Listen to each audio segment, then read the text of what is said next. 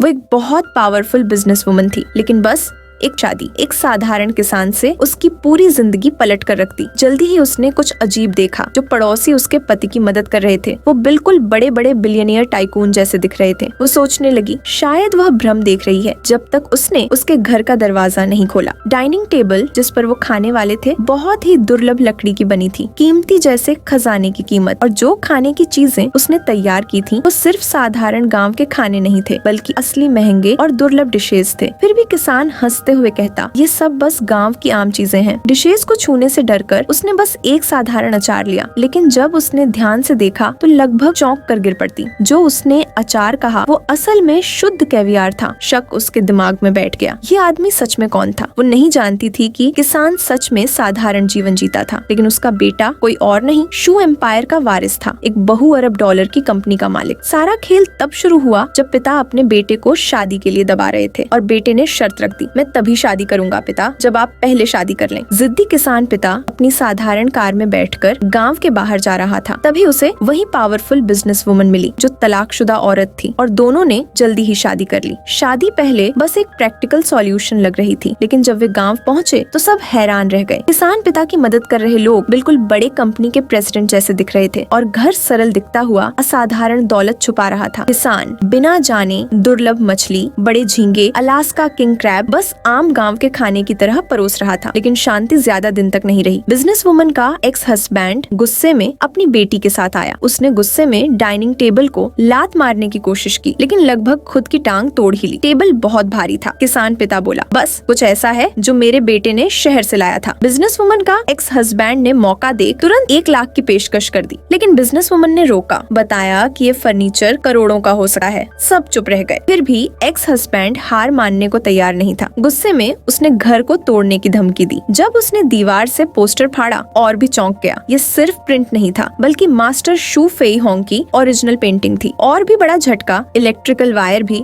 शुद्ध सोने के बने थे। घर का हर डिटेल दिखा रहा था असाधारण वैल्यू। लेकिन किसान पिता सबको सामान्य मानकर कहता रहा, ये सब बस दोस्तों के गिफ्ट हैं। गुस्से में एक्स हस्बैंड ने बिजनेस वुमन से तलाक की मांग की, साथ ही पैसे देने का ऑफर भी रखा। असल में कौन था ये गरीब देखने वाला आदमी? क्यों उसने अपनी पहचान छुपाई? ये सब हम अगले पार्ट में देखेंगे। तो दोस्तों, आज का पार्ट यहीं समाप्त होता है। पार्ट 2 बहुत जल्द आने वाला है। बस हमारे साथ जुड़े रहिए। पसंद आया हो तो लाइक और शेयर अवश्य कीजिए, और सब्सक्राइब करना न भूलें ताकि अगली कहानी आप तक पहुंचती रहे।